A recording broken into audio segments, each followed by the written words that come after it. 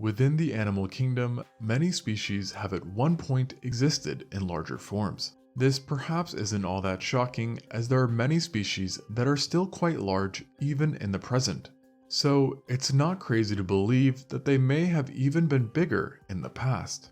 However, there are a few animals around today that aren't exactly known for being big, but were at one point or another absolute units, sometimes even being one of the biggest animals around in their ecosystems. And these are 7 such examples.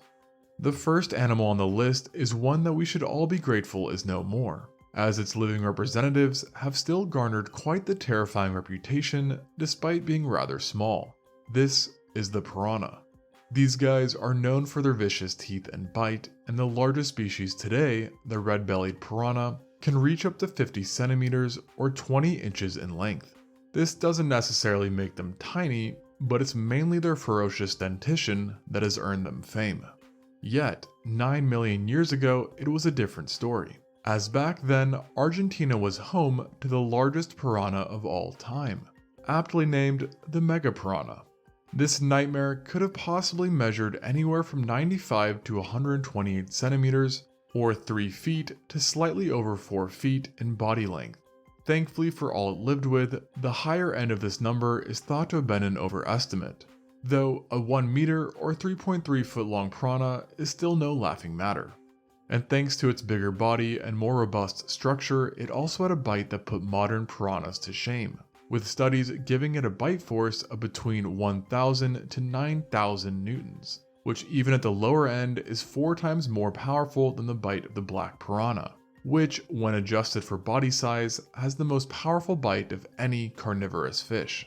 With its mighty bite, the mega piranha was found to have been able to penetrate the outer layer of a bovine's femur, the shell of a turtle, and the armor of a catfish, leading to the belief that it hunted turtles, armored fish, and possibly even large mammals. Although, because it belonged to the Cerassalmidae family, which contains many omnivores, it has also been speculated that this piranha may not have used its size and bite for animals alone. Whatever the case, it's probably for the best that it's no longer around, with the youngest fossils being dated to 6 million years ago during the late Miocene. Occasionally though, an animal being larger doesn't necessarily make it more dangerous, but it definitely can make it more scary, as seen with the extremely ancient giant millipede Arthropleura.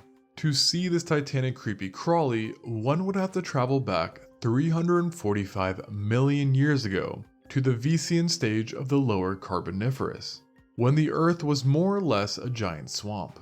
During these times, the level of oxygen in the atmosphere was much higher than today, which is one of the reasons why scientists think that the Arthropleura was able to get so much larger than its relatives today, with larger specimens of this arthropod measuring 8.8 feet or 2.7 meters long, with a body mass of 50 kilograms or 110 pounds, making it 8 times longer and just about 180 times heavier than the giant African millipede, which is the current largest millipede. Despite its impressive length, it was actually its width that was the craziest aspect of its body plan, with it being more than 27 times wider than the giant African millipede, which also made it leave fossil trackways that could measure up to 20 inches or 50 centimeters in width. This would have made it the last thing you would want to step on. But even if you did, it likely wouldn't have been too big of a deal, as it's widely believed to have been a giant herbivorous giant. This assumption stems from the fact that most millipedes possess herbivorous diets, and additionally, paleontologists think that because a jaw belonging to this millipede has never been found, it raises the chance that it wasn't carnivorous, as if it was, a tougher jaw able to injure prey would have been present, thus leading to a higher probability of it being fossilized. Alas, it is mostly known from its sturdy exoskeleton, which granted it a respectable amount of protection while crawling along the forest floors of Carboniferous Earth. And its durable exoskeleton plus its size seems to have worked very well for this arthropod, as it had a wide range, being found throughout North America and Europe, which also means that it actually lived alongside another giant on this list, which appeared around 305 million years ago. This was a massive dragonfly-like insect that was one of the largest bugs to ever live. While its weight is uncertain, the wingspan has been estimated at over 2.3 feet or 0.7 meters, dwarfing the wingspan of any living flying insect today.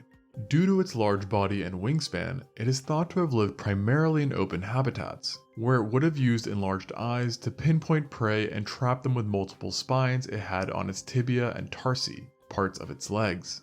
Like the Arthropleura, it's thought that the reason behind its gigantic size is likely due to the atmospheric conditions at the time, as well as a lack of predators. Unfortunately for all, the Meganeura wasn't the only behemoth flying around, as it belonged to an entire order of giant flying insects known as the Meganisoptera, which had members that got even bigger, as seen with the younger Meganeuropsis. This unit originated during the early Permian and was found throughout North America. There, it was the largest insect around, and many consider it to be the largest insect period, at least in terms of volume, as it had a massive wingspan of 2.5 feet or 0.76 meters.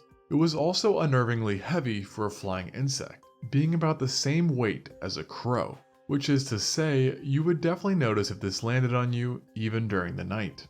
While unpleasant, considering it was an insectivore, there wouldn't be much to worry about. The same, however, cannot be said for the next animal, the otter. These cute mustelids are actually not that small, and some today can even be rather large, as demonstrated by the giant otter, which can get to the size of a large dog. They are also no pushovers, with many becoming apex predators within their respective environments. Because of this, it's even scarier to consider that they used to be even bigger, and not just a little bigger, as demonstrated by the largest genus of otter ever, the Enhydriodon. This monstrous otter inhabited various parts of Africa and was also found in both Pakistan and India, from around 10 million to 2 million years ago. Currently, 10 species of this genus are known to science, which are all varied in size, and the African species were among the largest of them. But only one of them could take the crown of being the mightiest, and that was Enhydriodon omoensis. This massive otter lived in Ethiopia and was one of the largest animals around on land during its time. In 2022, it was estimated to possibly weigh over 200 kilograms or 440 pounds, while measuring 8.5 feet or 2.6 meters from head to tail, making it the largest mustelid of all time and comparable to modern-day lions. This stature also made it the biggest predator around in its environment, beating out various species of Homotherium and Dinofelis, two rather large felines. The size of the omoensis wasn't the only unique thing it had going on, as various finds have led researchers to consider this otter peculiar in many other ways, one being its diet, as a recent study on its oxygen isotope ratios found that its ratios were most similar to hyenas, rather than other extinct or living otters. This contradicted the original idea that it was an aquatic or semi-aquatic hunter, resulting in this apex predator now being considered a mostly terrestrial animal that semi-regularly hunted or scavenged terrestrial prey. It's also thought to have had bone-crushing capabilities thanks to its advanced dentition. The molars in particular were well developed and would have provided this bone-munching ability, especially when consuming carrion as seen with hyenas and other bone-crushing mustelids. It also happened to possess fairly potent canines, which, along with its size, granted it the ability to take down a large variety of prey, which included a mix of bovids, equidae, rodents, rabbits, and shrews. And it's possible that primates may have also been on the menu, as this beast lived with a diverse number of primates that included the baboon-like Dinopithecus and our very own ancestors, the early hominid Australopithecus, both of which were fairly small when compared to the prehistoric otter. However, as of now, no direct evidence of predation on them is known. Another mammal that also used to be much larger than its contemporary relatives is a critter that most are probably very familiar with, the squirrel. Squirrels are actually any members of the family Sciuridae, which means they come in all shapes and sizes, yet most, including the well-known tree squirrels, are quite tiny. However, some members, such as the marmots, can get a little bit bigger, with the largest sometimes even exceeding 11 kilograms or 24 pounds. Although this is still laughable when compared to an ancient squirrel that used to roam North America from the Miocene to early Pleistocene, the Piranha marmota. This little guy wasn't that little, and adults would regularly get to twice the size of the largest living squirrels today. Their sheer size and length also made them similar in size to large beavers. However, because they had a lighter build, it would have weighed less.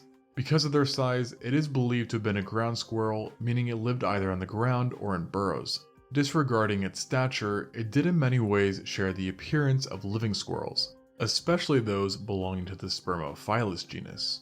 Along with looks, its diet was also somewhat similar to its extant relatives, though this time the marmots rather than Spermophilus. This has been deduced to the fact that both share unique dentition not seen in any other squirrels, which includes its premolars being proportionally very large compared to its other teeth. Because the two have similar teeth, paleontologists think that the Piranha marmota sustained its large body mainly on grasses, herbs, roots, and flowers, while possibly occasionally preying on insects and eggs, something seen in marmots like the yellow-bellied marmot.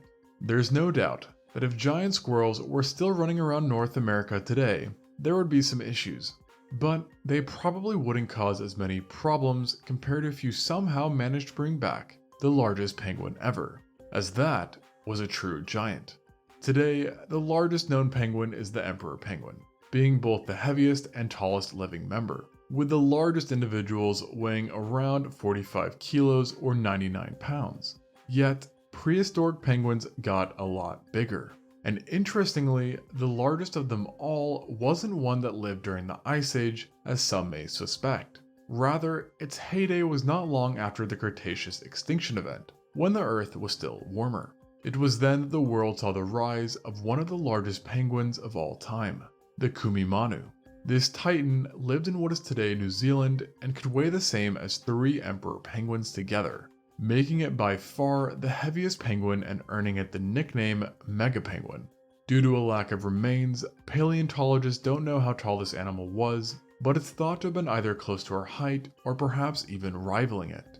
Despite being much bigger than extant penguins, it is widely believed to have lived like them, feasting on krill, squids, and fishes. However, paleontologists do think it's plausible that these giant flightless birds also hunted large animals as well, though what these animals could have been were never specified. Funnily enough, despite being the heaviest penguin, the megapenguin wasn't the tallest, with that title going to the Palaeodyptes, which stood at 2 meters or 6.6 feet, making it the same height as the average NBA player. Quite the feat. But even those mammoth penguins don't rival the size that the next and final animal on this list used to reach, the armadillo. Today, this creature is mostly known for being extremely well armored, not its size, with most species being small enough to fit in a human's hands. But this wasn't always the case. At one point in their history, they were some of the biggest animals around in their habitats, as seen with the iconic glyptodonts. This is an extinct clade of large armadillos which for over 37 million years could be found throughout South America and parts of North America. Many species within this clade got large, with some being similar in stature to small cars.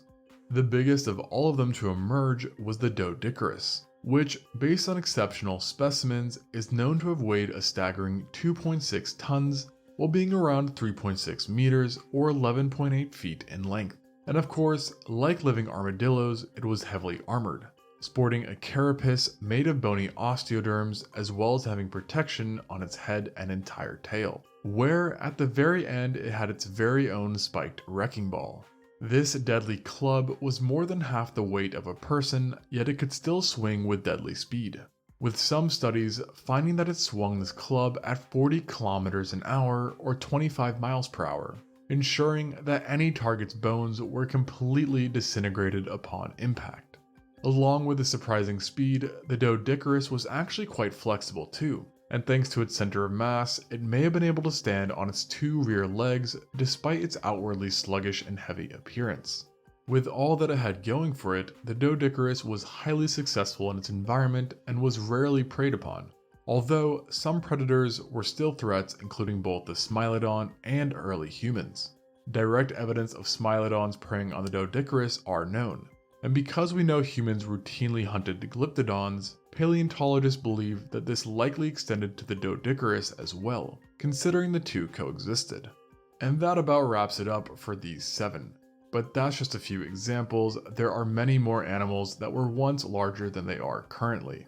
And if you're interested in watching more videos of animals like this, check out our videos on the direwolf and the American lion, both of which are some of the largest of their kind.